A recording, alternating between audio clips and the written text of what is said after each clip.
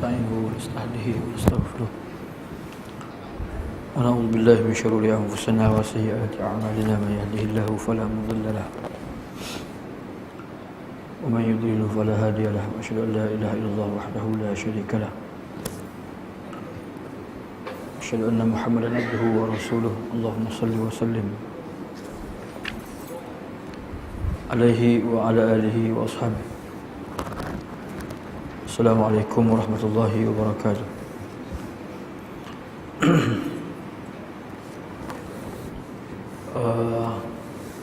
Sebelum Ramadan kita telah baca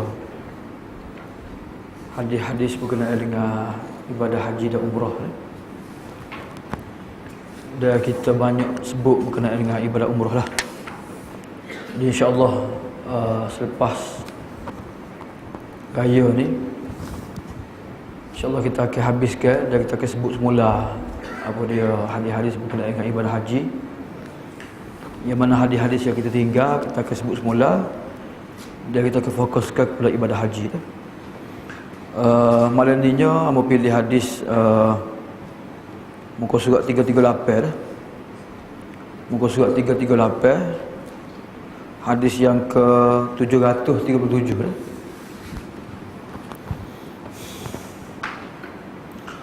Wa anhu radhiyallahu anhuma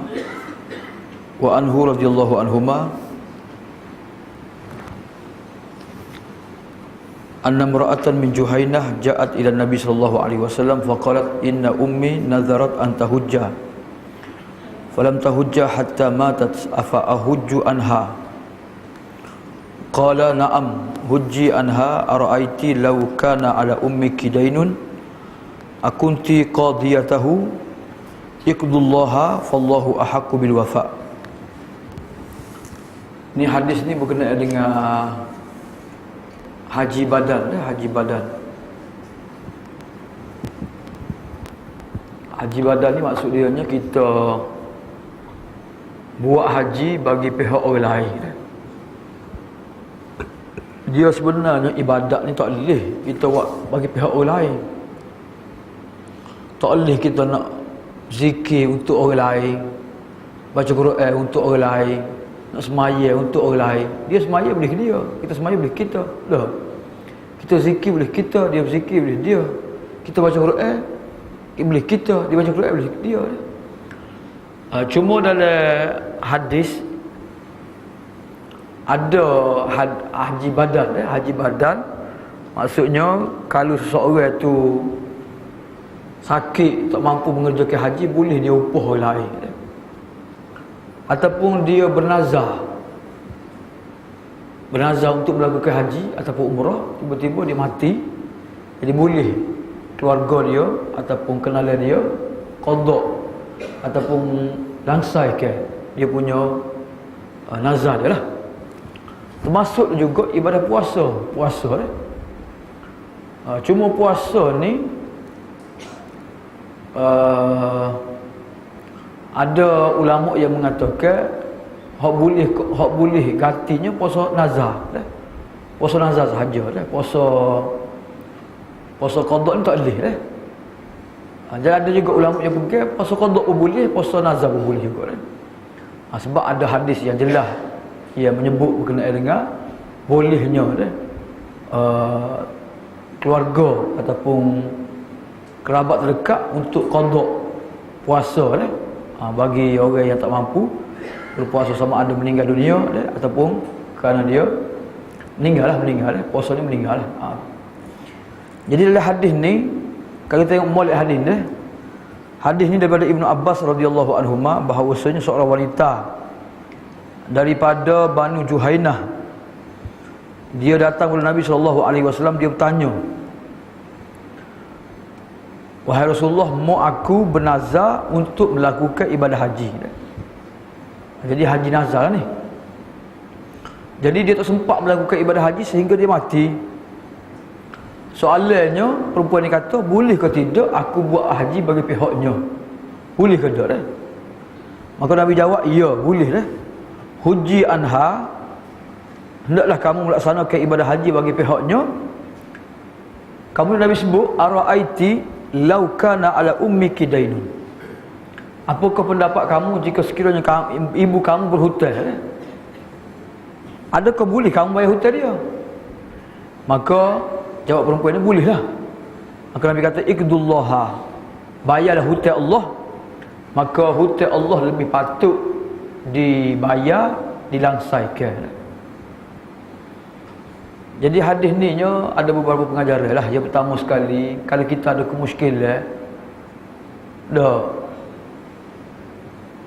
agama, maka caranya tidak ada cara lain kecuali bertanya kepada ahli ilmu. Fasalu ahla zikri in kuntum la ta'lamun. Jadi perempuan ni kita tanya Nabi. Jadi bertanya tentang masalah agama ni tak boleh kita berasa malu. Kita tak tahu, malu nak tanya. Kau lagi kita tak tahu dah. Jadi dalam masalah agama ni, walaupun orang perempuan sekalipun kena tanya. Kena tanya. Sebab tak lesah kecuali dengan ada jawapan yang betul. Jadi ditanya terus direct dengan Rasulullah sallallahu alaihi wasallam. Yang keduanya, dalam hadis ni soalan berkenaan dengan haji nazar. Sebagaimana haji ni asalnya hak fardunya sekali je. Tapi bila bernazar jadi wajib pula. Wajib haji ni sekali sahaja seumur hidup. Tapi bila seorang itu bernazar, sama ada kerana Tuhan sembuhkan dia penyakit ke, Tuhan lepaskan dia daripada mara bahaya ke, apa sahajalah, dia bernazar dah. Kalau Tuhan buat begitu-begitu kena buat haji, dia bernazar, maka haji nazar juga wajib dah, sebagaimana wajibnya haji hak sekali seumur hidup lah. Yang ketiganya, dalam hadis ni menunjukkan bahawasanya boleh seorang anak mengqadakkan ataupun menunaikan haji nazar bagi pihak ibunya ataupun bagi pihak bapanya, boleh ni. Dalam hadis ni orang perempuan tanya berkenaan dengan nazar ibunya. Dalam hadis lain orang lelaki tanya berkenaan dengan bapanya, bolehlah. Boleh berlaku lah. Kemudian dalam hadis ni juga Nabi sebut nazar ni ibarat hutang. Sebagaimana hutang manusia kena bayar, maka hutang Allah juga kena bayar. Min ba'di wasiyati yusa biha au dain. Ini ayat berkenaan dengan harta saka. Harta saka tak boleh dibahagi saka sehinggalah kita melaksanakan wasiat, dia membayar hutang. Wasiat dulu, bayar hutang, kamu dia barulah jadi harta saka. Tak kaya jadi harta saka selagi tak sah hutang atau wasiat. Tapi wasiat tu syarat dia ialah tak lebih 1/3 lah. Jadi hutang Allah juga besar, dia perlu dibayar, dia wajib nak bayar. Jadi Nabi tanya dia, adakah kalulah mak kamu berhutang, adakah kamu akan bayar hutang dia? Boleh bayar hutang dia? Maka hutang Allah lebih patut kamu menunaikannya. Jadi kadang-kadang orang ni dia hutang dengan Tuhan ni tak tahu ya. Dia sungguh benar hutang manusia dah. Jadi hutang Allah juga kena utamakan, dia kena bayar dah. Jadi hadis ni boleh seorang anak menunaikan haji nazar bagi pihak ibunya. Hak jelas sekali dah. Jadi bila masuk musim haji ni timbullah apa dia berkenaan dengan haji badar ni. Cuma haji badar pak kita ni kena pastikan molek lah betul ke haji badar ataupun sekadar ambil piti sahaja dah. Sebab kalau tengok harga dia 1,200, 1,500 lah. Tak padai. Kamu tanya budak Saudi, budak ngaji Saudi lah. Dia nak dapat ke tasrih surat kebenaran mereka haji, pelajar kena bayar 1,000. Pelajar bayar saja 1,000 dah. Tak masuk lagi tambah dia, hotel dia, perjalanan dia, makan minum dia dah. Jadi macam mana mereka boleh ambil upah haji 1,200, 1,500 dah. 1,000 bayar surat saja dah. Kalau 500 lagi tak kena hidup 3-4 hari dengan 500 tak pandai dah. Jadi kena pastikan molek lah. Dan sebaik-baiknya kalau nak suruh buat haji badar juga, kau keluarga sendiri dah. Hak pernah melakukan haji dah, kita suruh dia dah. Hak tu lebih baik dah. Dan sepatutnya kalau haji badar ni tak kena bagi sebagaimana haji biasa lah. Kalau haji biasa habis berapa ribu? 15,000. 15,000. Baru haji batal dia panggil dah. Kalau ni tak padan 1,500. Haji sebenarnya 1,500, 15,000. Tak padan. Gitu. Dah. Jadi biar betul-betul lah, betul-betul buat, betul-betul melaksanakan haji badan.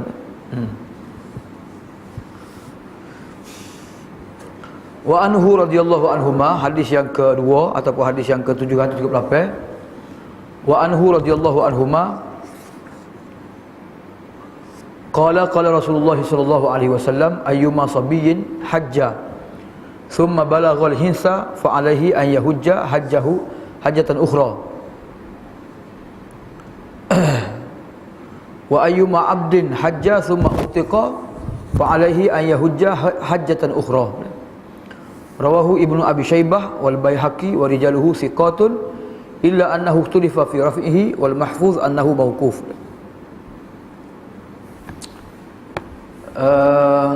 Sebagaimana ibadah lain boleh dilakukan oleh kanak-kanak walaupun belum baligh, maka ibadah haji juga samalah. Jadi kanak-kanak ke orang dewasa ke boleh melakukan ibadah haji. Orang merdeka ataupun orang hamba boleh melakukan ibadah haji dah. Cuma adakah ibadah haji kanak-kanak dikira? Maka dalam hadis ni menunjukkan bahawasanya tak boleh dah, tak dikira dah. Pahala tu boleh pada penjaga dia, tapi kena buat semula kalau dia ni baligh dah. Sebab kewajipan seorang tu terpikul apabila dia baligh dah. Daripada Ibnu Abbas radhiyallahu anhu dia berkata sabda Rasulullah sallallahu alaihi wasallam, mana-mana kanak-kanak ia telah melakukan ibadah haji kemudian dia baligh, maka hendaklah dia melakukan haji yang lain. Mana-mana hamba yang pernah melakukan ibadah haji kemudian dimerdekakan, maka hendaklah dia melakukan ibadah haji yang lain. Hadis riwayat Ibnu Abi Syaibah dan Al-Baihaqi, dan perawi-perawi hadis Baihaqi semua thiqah dah.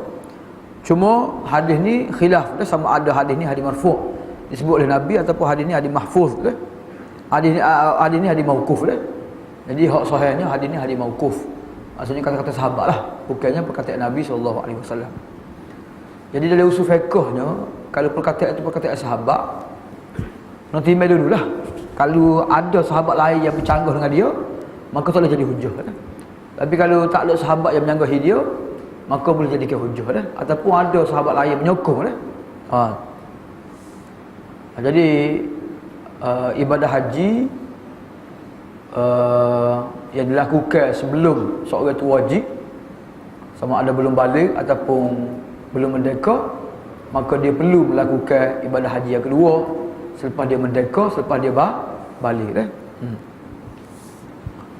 Dia sebenarnya kita bincang bab haji ni bulan Syawal dan seterusnya sangat tepatlah.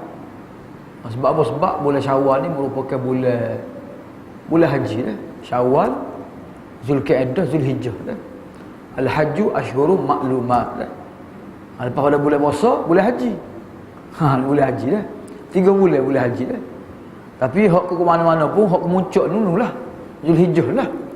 Zulhijjah dah, bulan melakukan ibadah haji dah. Jadi orang yang nak niat ihram, dia boleh niat bulan Syawal lagi dah. Sebab itulah tabung haji akan hantar dah rombongan haji Malaysia dah. Dia biasanya 40 hari dah, 40 hari sebulan sebelum pada lah. Jadi sama ada akhir Syawal ataupun masuk bulan Zulkaidah, mulalah hantar. Dah, cumanya haji tak buat lagi dah. Buat umrah dulu, bulan haji tamattu, buat umrah dulu. Kemudian tunggu apa dia 8 hari bulan 9 bulan tu barulah mereka ihram semula dah. Jadi hak gi awal dia akan klik awal, hak gi lewat akan klik lewat dah. 40 hari 45 hari di sana dah.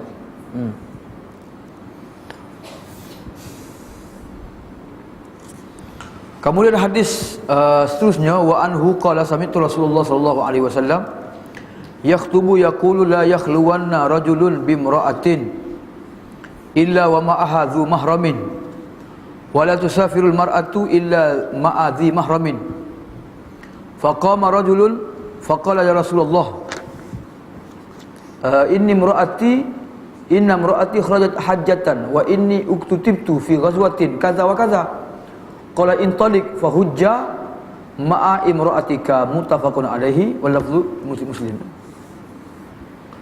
Ini perlunya seorang perempuan ditemani oleh mahramnya ketika melakukan ibadah haji. Sebab ibadah haji ni biasanya kena musafir lah. Kecuali orang duduk di Mekah dah, tak musafir mana dia ni. Tapi orang duduk luar pada Mekah, sama ada di negara Saudi sendiri ataupun negara-negara lain, maka mereka terpaksa bermusafir. Jadi ialah hadis Nabi besar lah, orang perempuan tak boleh bermusafir kecuali kalau ada mahram. Daripada daripada Ibn Abbas radhiyallahu anhuma, dia berkata, aku mendengar Rasulullah sallallahu alaihi wasallam sabda berkhutbah, janganlah seorang lelaki bersunyi-sunyian berdua-dua dengan seorang perempuan kecuali ada mahram bersama-sama mereka. Dia janganlah seorang perempuan bermusafir kecuali ada mahram. Lalu bangun seorang lelaki bertanya, wahai Rasulullah, sesungguhnya isteriku telah keluar ataupun nak keluar melakukan ibadah haji tahun ni. Dia aku kebetulannya telah keluar nama aku untuk perang bulan bergi-bergi lah. Jadi Nabi pun benarkan lelaki ini untuk tinggal ke jihad dan untuk sama-sama menemani isterinya untuk melakukan ibadah haji. Dia kata, pergilah kamu dan lakukan ibadah haji bersama isteri kamu.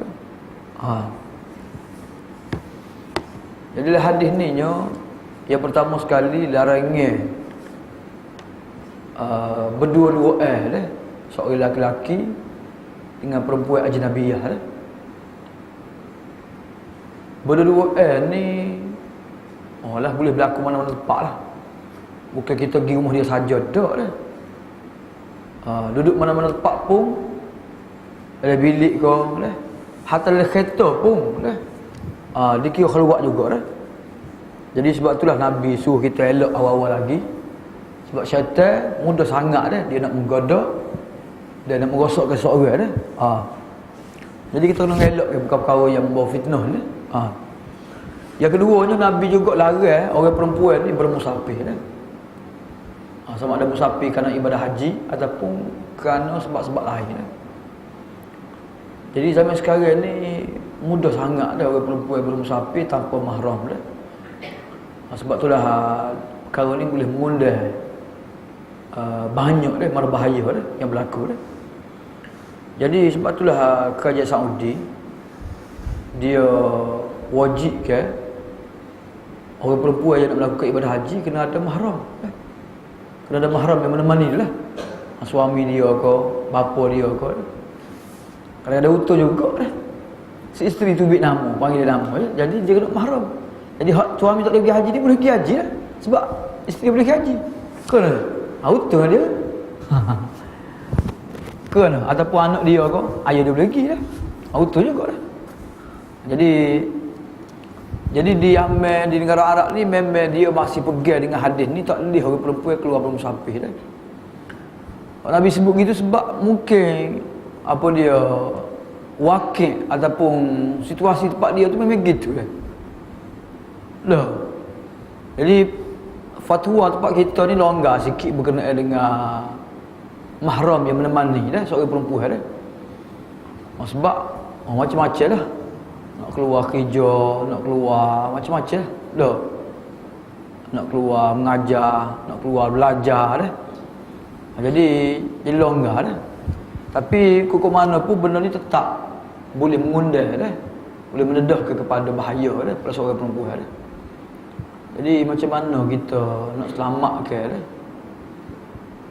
sekarang ni kadang-kadang anak perempuan ni kadang-kadang tugas jauh Johor Bahru, tugas Kuala Lumpur Sabah Sarawak seorang dia harap untuk kita agak-agak sebagai bapa, sebagai keluarga ni agak kedok jadi tu kena fikir balik lah macam mana sebab larangan Nabi ni ada hikmah yang besar untuk menyelamatkan dan untuk Apa dia? Supaya perempuan tak dedah pada fitnah-fitnah yang besar lagi dah. Kemudian dalam hadis ni, bila Nabi ditanya oleh seorang lelaki berkenaan dengan isteri dia melakukan ibadah haji, maka Nabi izinkan dia dah. Nabi izinkan dia dah. Jadi ni betapa pentingnya orang perempuan ditemani oleh mahram ketika melakukan ibadah haji sekalipun dah. Kemudian seterusnya wa anhu anna Nabiy sallallahu alaihi wasallam sami'a rajulan yaqulu labbaika an syubrumah. Qala man syubrumata. Qala akhulli au qaribul li. Qala hajjata an nafsika? Qala la. Qala hujja an nafsika thumma hujja an syubrumah.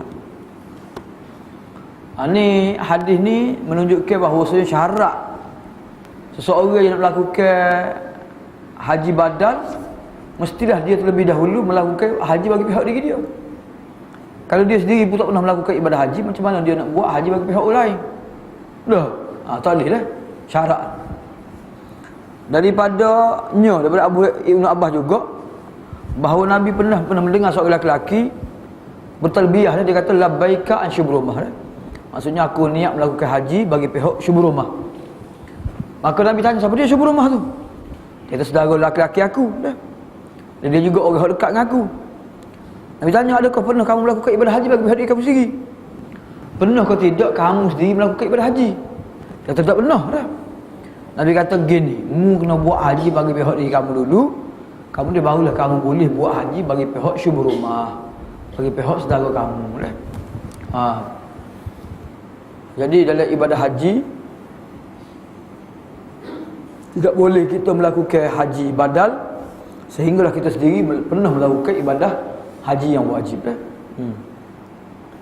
Kalau buat juga, agak termasuk di bawah larangan Nabi lah. Larangan Nabi ni ada setengah ulama kata tak sah lah. Sebab dia tidak dapat haji lah. Ada kata sah tapi dosa lah. Ada. Bila hadis ni pun Nabi suruh betul balik dah. Nabi suruh dia buat haji dulu, barulah Nabi suruh buat haji bagi pihak syubrumah dah. Jadi menunjukkan bahawasanya kok mana pun dia kena buat haji bagi diri sendiri. Jadi ni hadis ni termasuk di bawah masalah haji bagi pihak orang lain ataupun haji badal. Jadi disyaratkan kepada orang yang nak melakukan haji badal mestilah dia pernah melakukannya walaupun sekali. Itu antara hadis-hadis bab haji yang kita tinggal ataupun tertinggal lah pun dah. Kemudian seterusnya kita masuk sikit lagi berkenaan dengan tinggal dua hadis dah, baca dah. Babu al-mawaqit, miqat dah.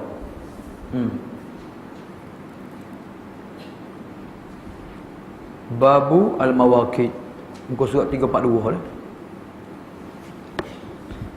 Dia miqat ni haji pun ada miqat,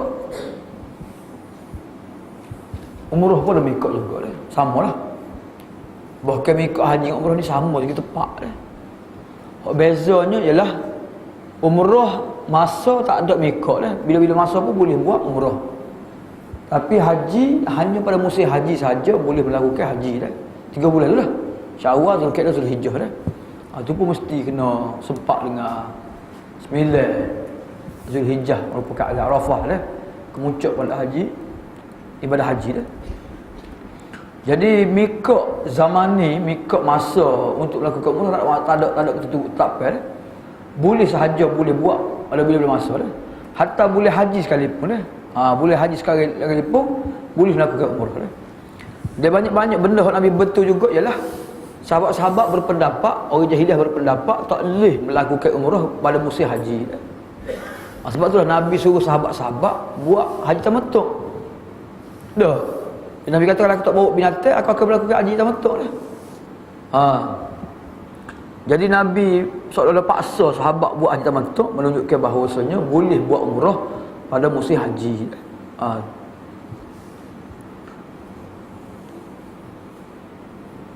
Bahkan bagi orang Arab lah, bagi sahabat-sahabat pun mereka berasa pelik dah. Mereka rasa keberatan untuk melakukan haji tamattu' ketika ni haji dah. Biar Nabi suruh mereka ni ihram dah. Dia tanya Nabi dah, adakah kami nak ihram kali kedua dalam keadaan wa mazakiruna taqturu maniyan dah. Kemaluan kami penuh dengan mani dah. Maksudnya bila orang tu tahallul, bagi haji tamattu, dia boleh mensetubuhi isteri dia. Dah, boleh tidur dengan isteri dia, boleh berlaku lah. Jadi bagi mereka ni benda yang pelik lah. Benda yang pelik, benda yang tak masuk akal lah. Tapi Nabi suruh juga mereka buat lah.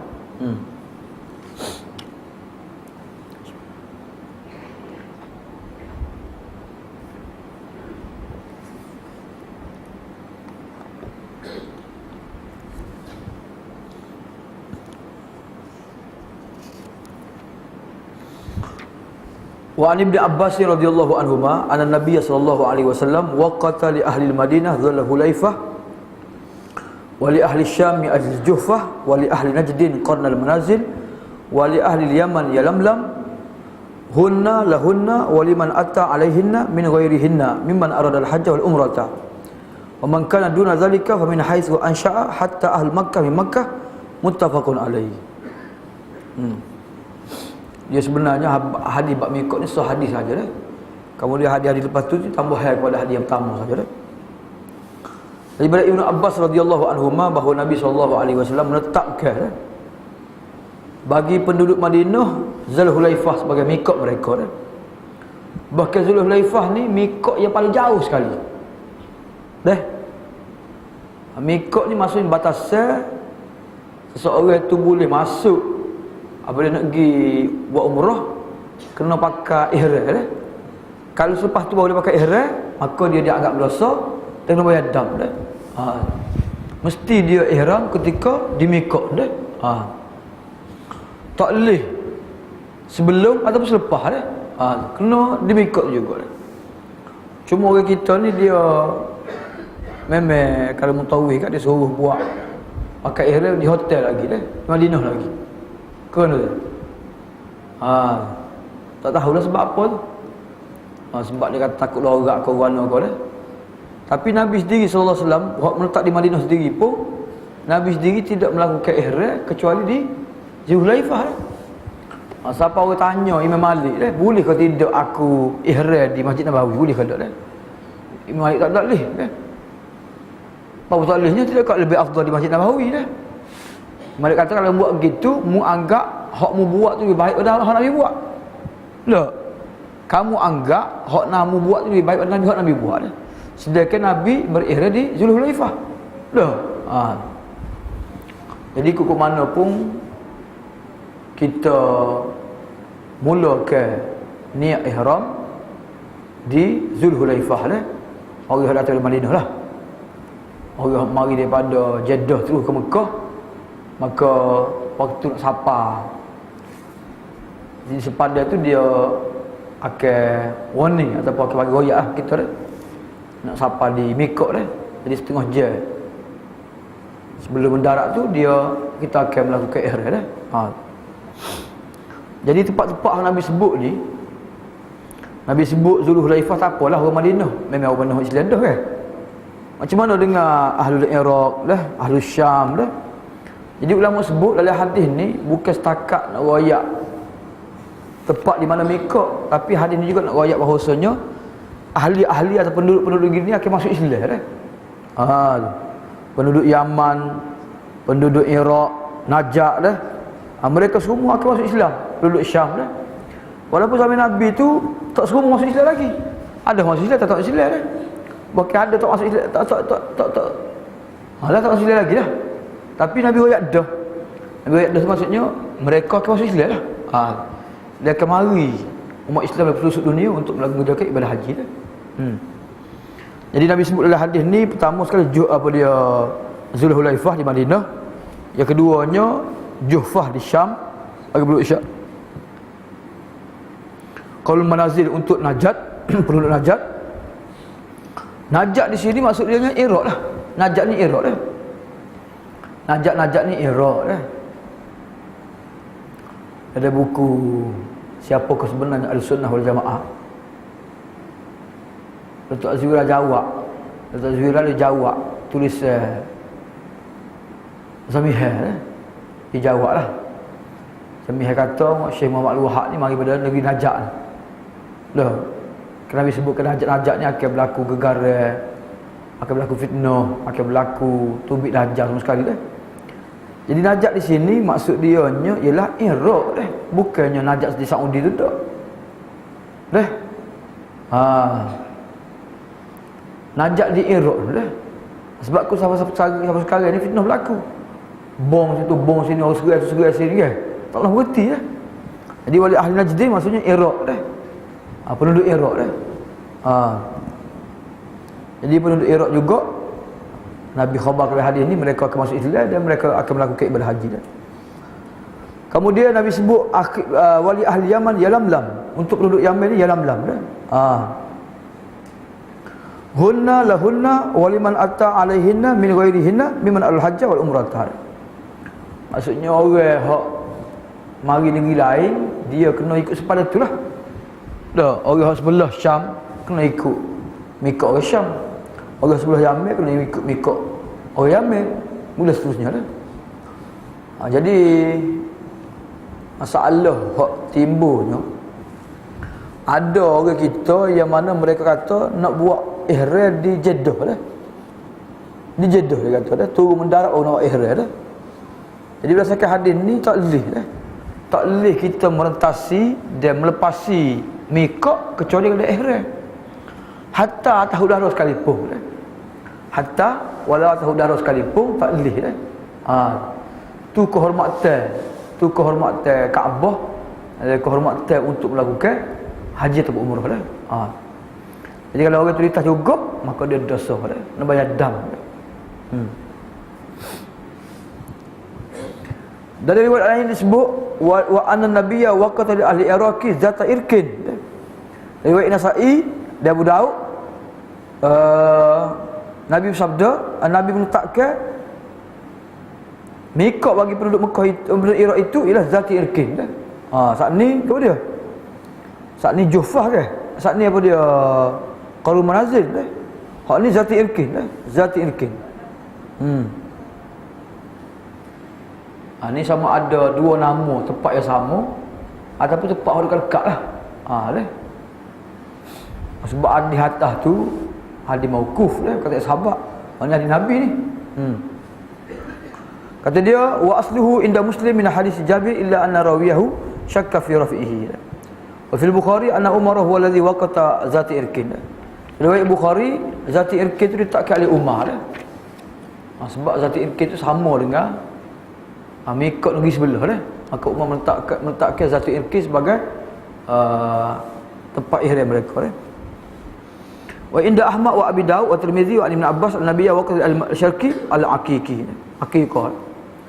Dari riwayat Abu Daud, Imam Ahmad dan Tirmizi daripada Ibn Abbas, Nabi meletakkan mikot untuk orang hak sebelah timur ni al-aqiq dah. Nama tempat juga al-aqiq dah.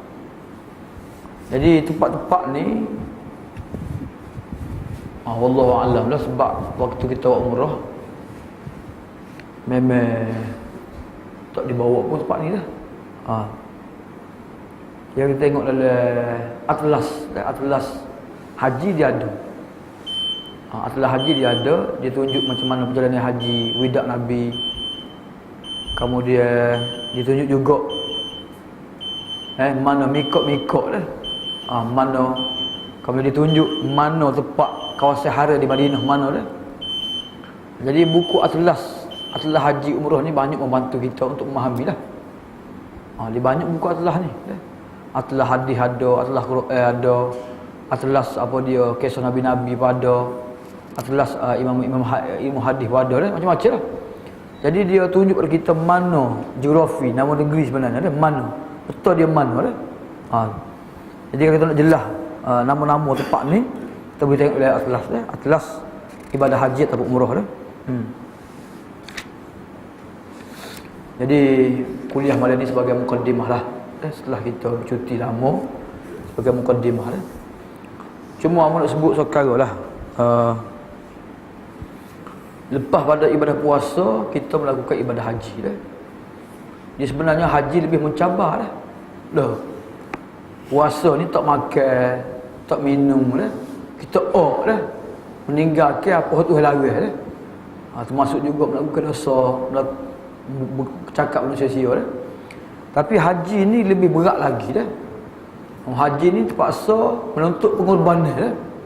Pengorbanan harta yang banyak, masa, tenaga, tinggal keluarga dah, kena musafir dah. Jadi kita tengok dalam Quran, ibadah puasa, ibadah haji disebut sekali dah surah Al-Baqarah dah. Jadi berkenaan dengan ibadah haji pun panjang juga ayat-ayat Quran dah. Panjanglah ayat Quran berkenaan dengan ibadah haji dah. Dalam Quran tu sebut bukan setakat saja apa dia kewajipan haji, rukun-rukun haji dah. Bahkan Quran banyak mendedah pada kita tentang kaum-kaum jahiliah dah. Sebab orang jahiliah dulu pun buat haji juga dah. Kau boleh tengok pada simbolik ataupun pasal apa lah ibadah haji dah. Dia haji ni dekat dengan jihad. Dia dekat dengan jihad. Lebih kurang hampir dengan jihad. Tu aja dah hadis sebelum ni kan. Orang tanya, adakah perempuan wajib jihad Nabi? Nabi kata, ya ada dah. Tapi jihad tak ada perang, iaitu ibadah haji. Jadi ibadah haji ni besar pahala dia, ganjaran dia. Sebab apa? Sebab dia sama dengan jihad fisabilillah dah. Jihad fisabilillah. Sebab itulah Nabi SAW sendiri pernah pinjamkan untuk orang yang melakukan ibadah haji ya. Jadi seolah-olahnya untuk zakat ni Nabi anggapkan digunakan untuk fisabilillah dah. Dah. Digunakan untuk fisabilillah dah, untuk fisabilillah.